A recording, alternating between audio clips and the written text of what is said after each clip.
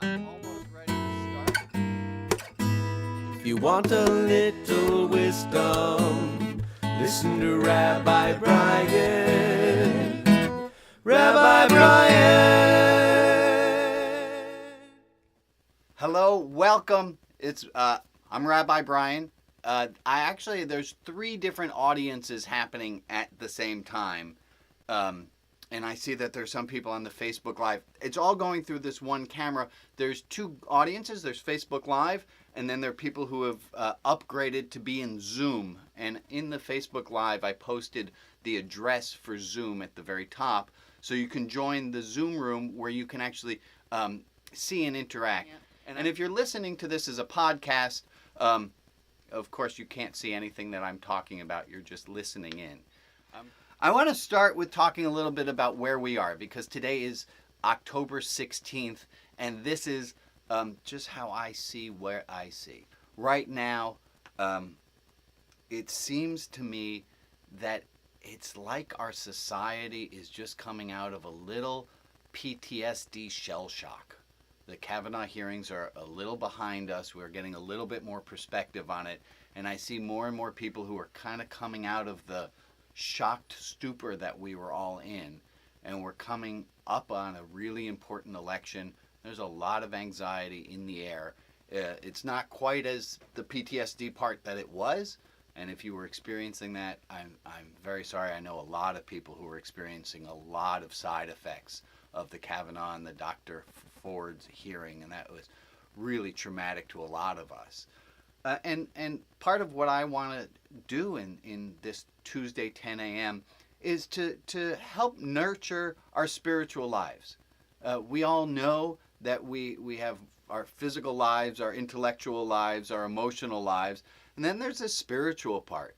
And it's the tending to the spiritual part. That's why I call this Rabbi Brian's garden.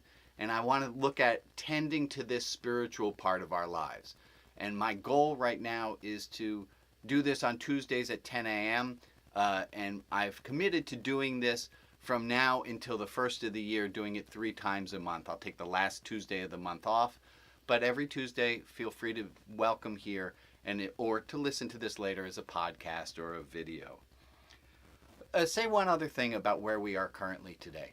My son Emmett, last summer, Emmett is 11 years old, and over the summer he went to this summer camp. We were at the Chautauqua Institution, and at summer camp they go off in the morning, they have their morning, and then they come back for lunch. And he came back, he was so excited, you could see he came up on his scooter and he said, "Dad, the best thing happened at camp."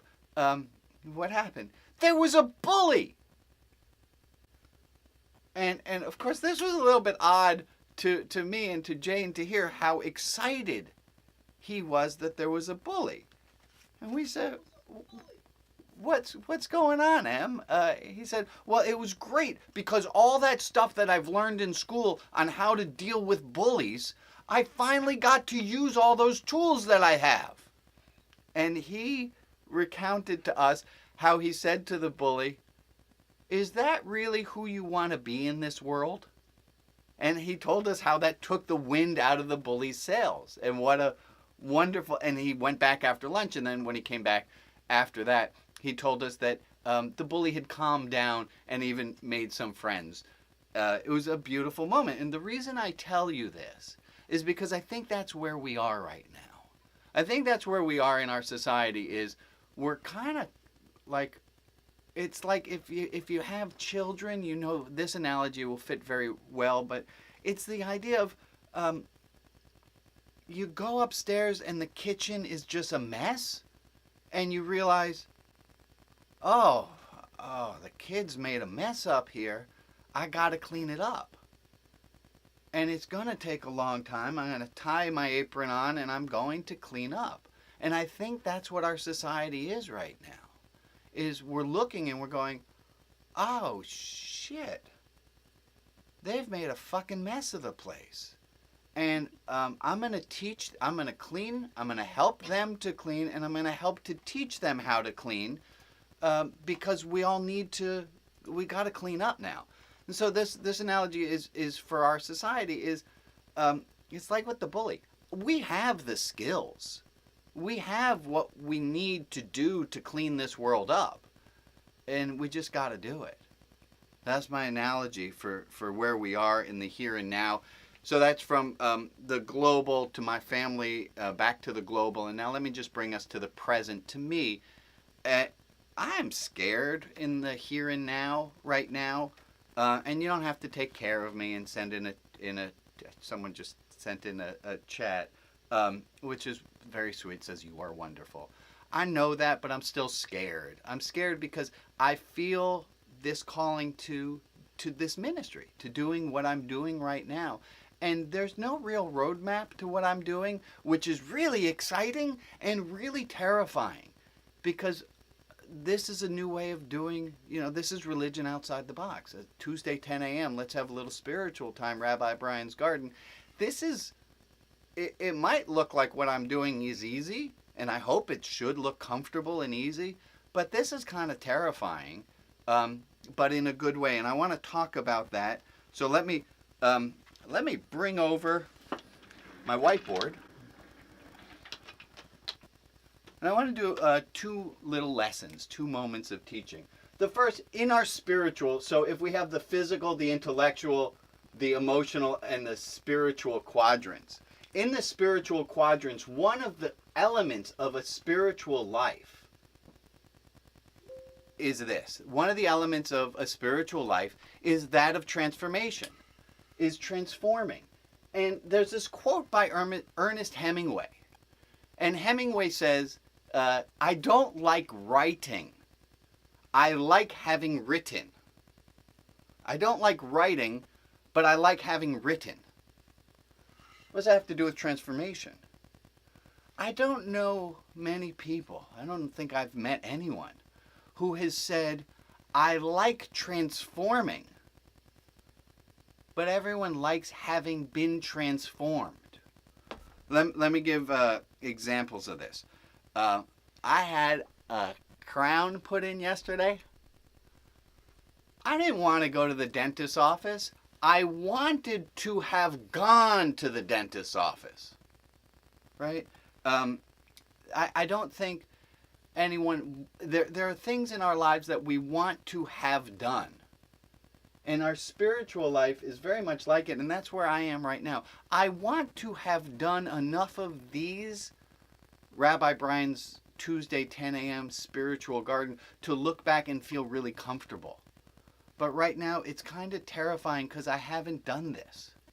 And I would imagine, and you can type into a chat room if you want to share, or in the Facebook Live, or I could imagine that you know something in your life right now that you wish, this is weird use of the present, the past, and the future at the same time, that there's something in your life that you wish will have been done. There's something in your life that you cannot wait for it to have been done already. I'll give you a second with that, because we're all in that. And when I talk with people in doing spiritual direction, people's theology, people's notion of God only transforms when they hit a crisis and the notion of God that they currently have no longer fits. That's when they need to transform theologically. And it's a dark time of the soul. It's a really uncomfortable thing to transform your theology. It always feels good to have done.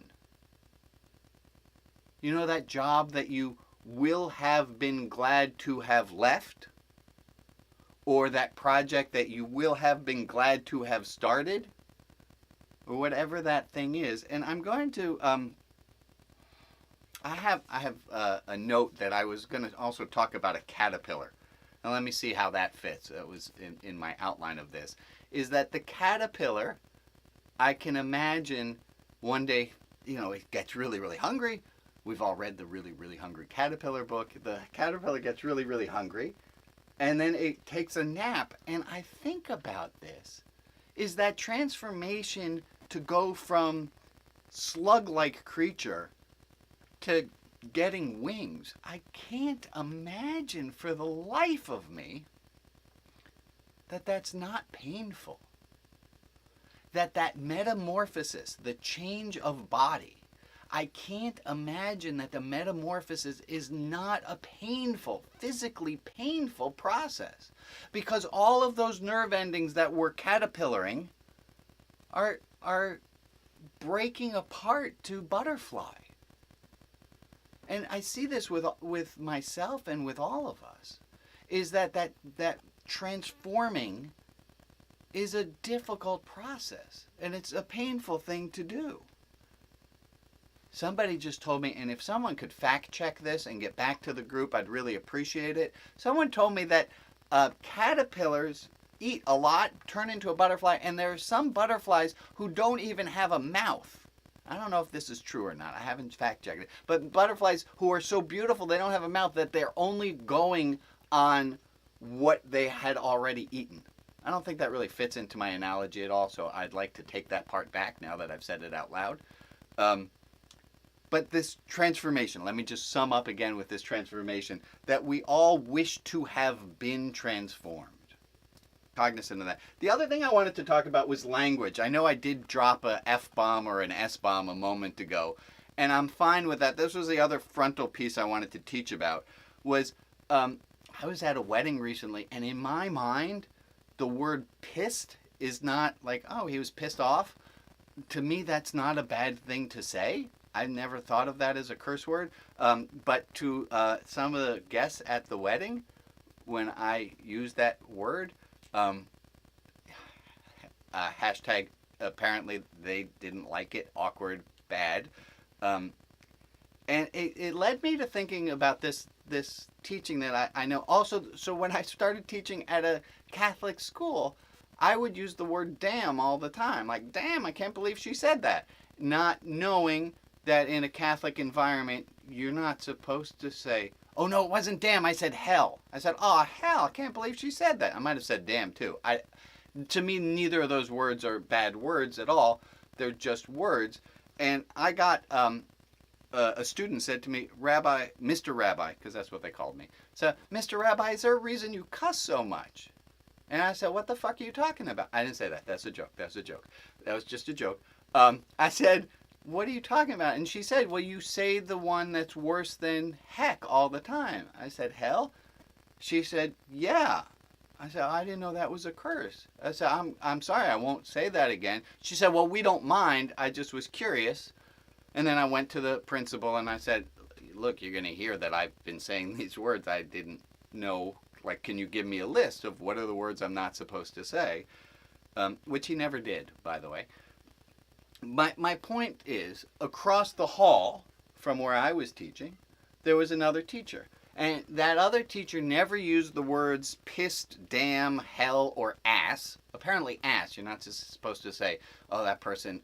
I said this, a wedding couple called, and I answered the phone, and I said, oh, I can't talk with you right now. Beautiful wedding couple. I love them dearly. And I'm talking to them, and I said, I can't talk to you right now. I'm trying to kick my kid's ass in a game.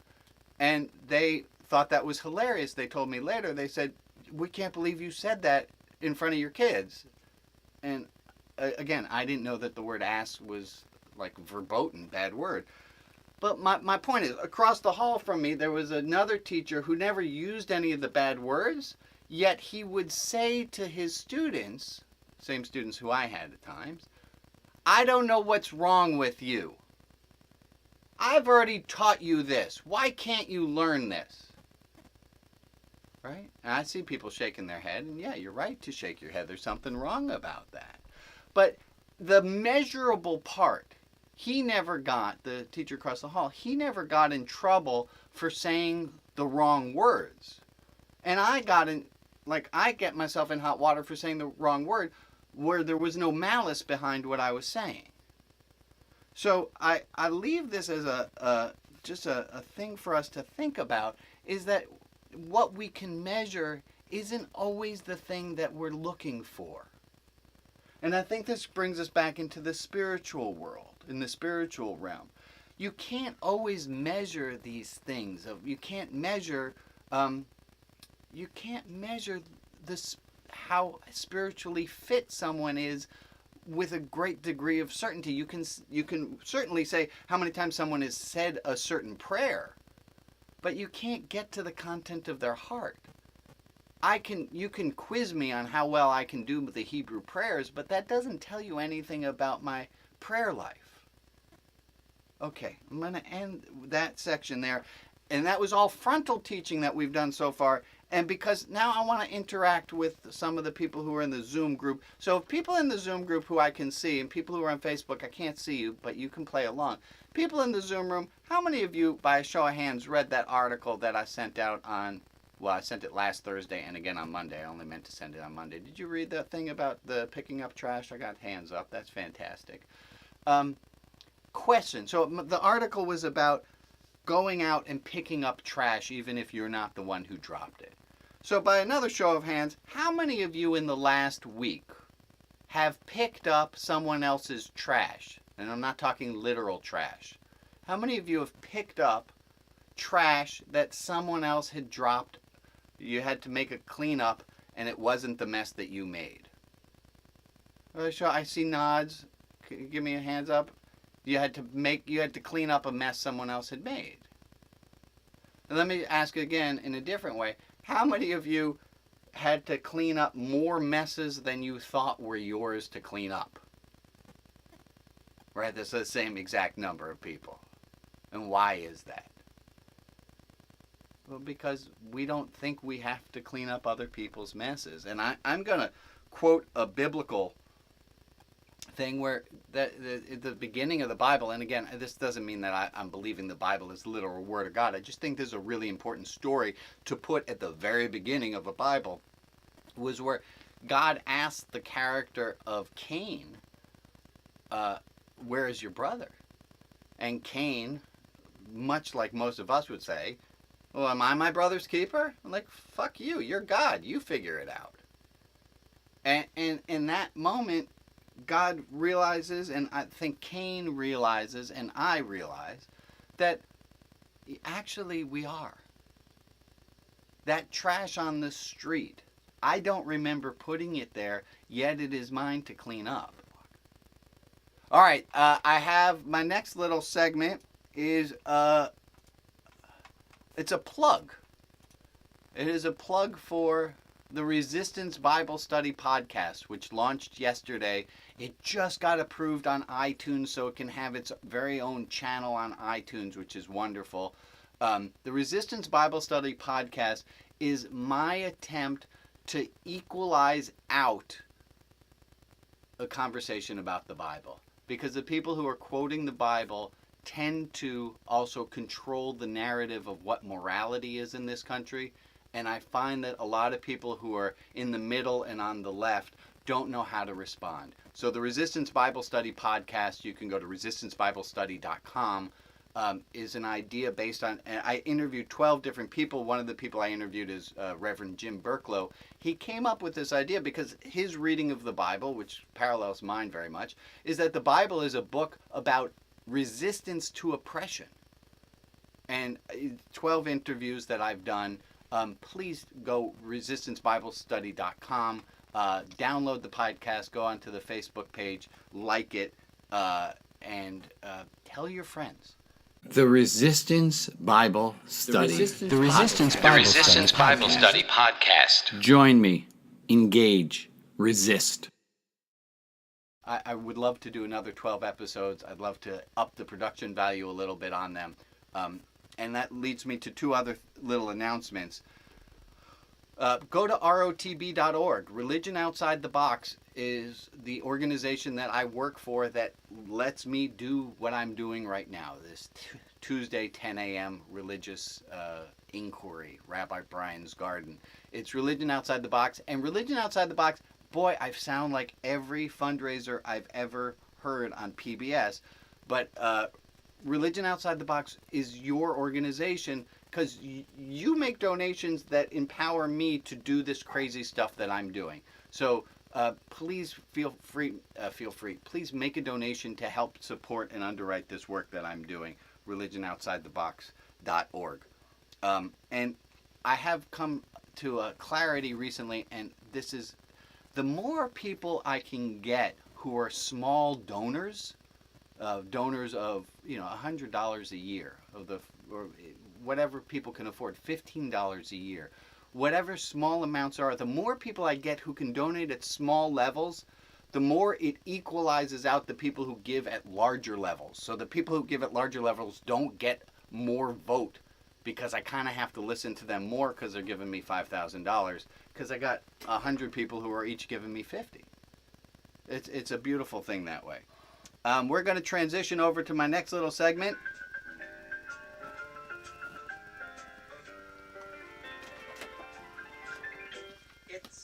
The next little segment is called The Rabbi is In, or Ask the Rabbi. I don't know which title I like better, but the title is The Rabbi is In, or Ask the Rabbi. And I was just playing a little Mr. Rogers music in the background while doing that. Let me take a look at those. Those are people who are joined. Oh, hi, Alan. Hope you're doing well. And Ginny is there, and Michael, and Daniel. I really feel like Mr. Rogers here, right? Looking through the screen, and I get to say hi. There's Eric Whitstein. He was the rabbi when I was in high school. He was the rabbinical intern when I was a kid. And hi to Francis J. Allen and John Anderson and David Cohen and Brian Rangel. He was my old student. John Reed is there. And Don Gore, who was my first boss as a rabbi. And Zach Shapiro. Hey, Zach, I hope to see you over at PAR. And Arlen Solomon, he's a wonderful magician friend. All these people who are joining me, that's pretty cool. Toby Simon is joined, and Stephanie. Look at all these people, and Ginny is there. So, Reed, I'm going to ask you, can you collate for me and give me, like, it doesn't say stump the rabbi, make the rabbi look like an idiot. It's ask the rabbi. So, Reed, if you would give me, and I don't know if the person wants their name shared, so if you would share the question anonymously, and if the person wants their name shared, they can text you again. But what questions do we have for Ask the Rabbi today?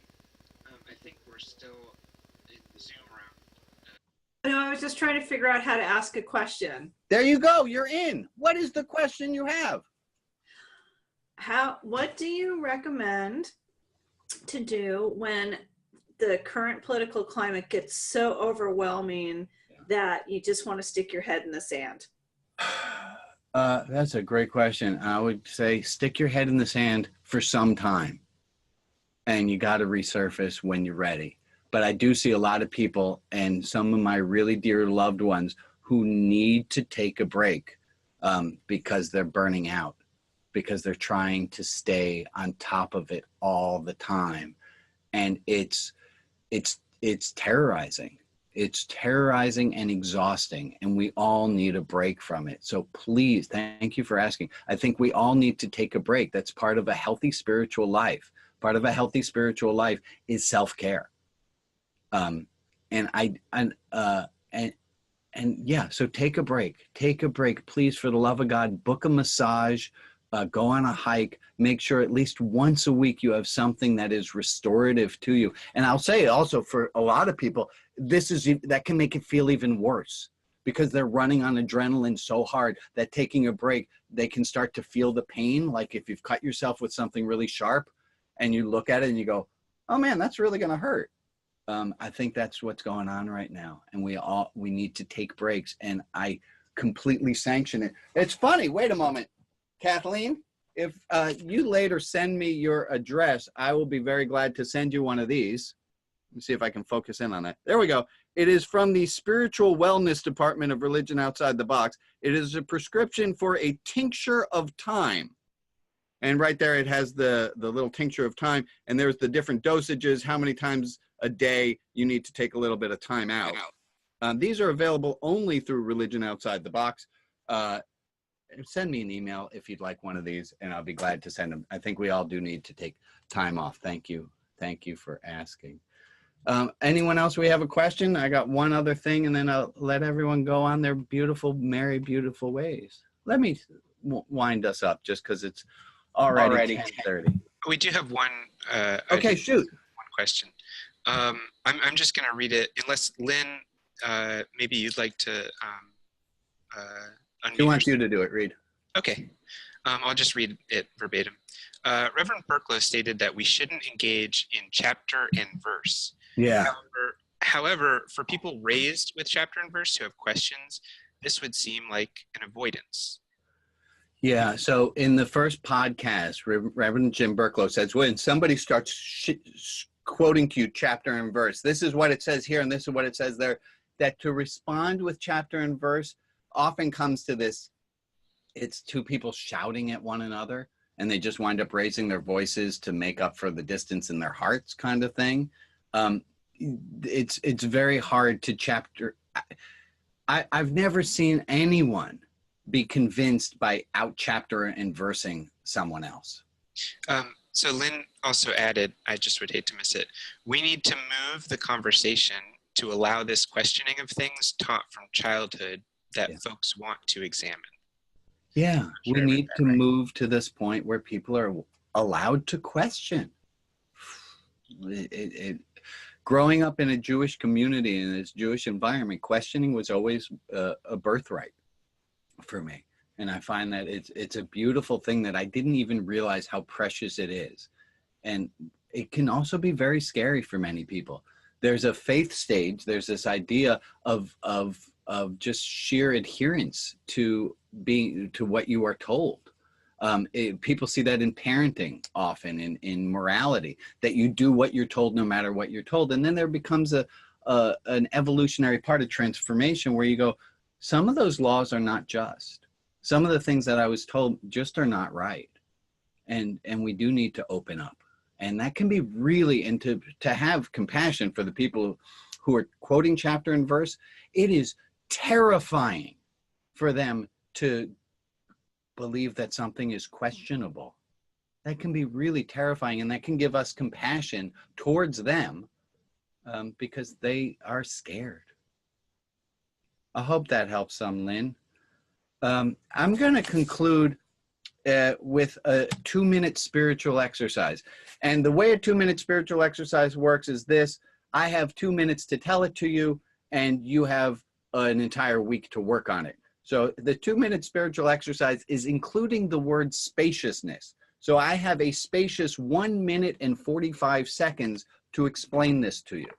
And I remember exactly where I was at a conference, and we had 5 minutes until we had something we had to do. And this woman who was one of the facilitators says, oh, we have a spacious 5 minutes. And I remember I wanted to punch her in the throat because it was just the most obnoxious thing I could have heard. But I got it. Like, there's a difference between if I have 1 minute and 15 seconds left to explain about it. There's a difference if I'm trying to explain it to you like this because I have so much that I really want to do. And if I do it with spaciousness, and I say, I still have a spacious 60 seconds to explain to you about spaciousness. It's the opposite of this scarcity mentality that we're going to run out, that we can take a breath and we can think with a higher level of thinking. So your homework, I have 45 more spacious seconds. Do you feel how big these 45 seconds are? 45 more seconds to ask you to try this in the next week. Is that when you come up to a time limit, to ask yourself, to experiment, the thought experiment, the spiritual experiment, can I look at it as a spacious 45 seconds? And please try it, see how it works. If you like it, come and tell me. And if you don't. We got 15 spacious seconds as I wrap up. I thank you for joining me on this experimental Rabbi Brian's Garden Tuesday at 10 a.m. I'll be here again next week. I thank you for listening. I thank you for watching. I send you love.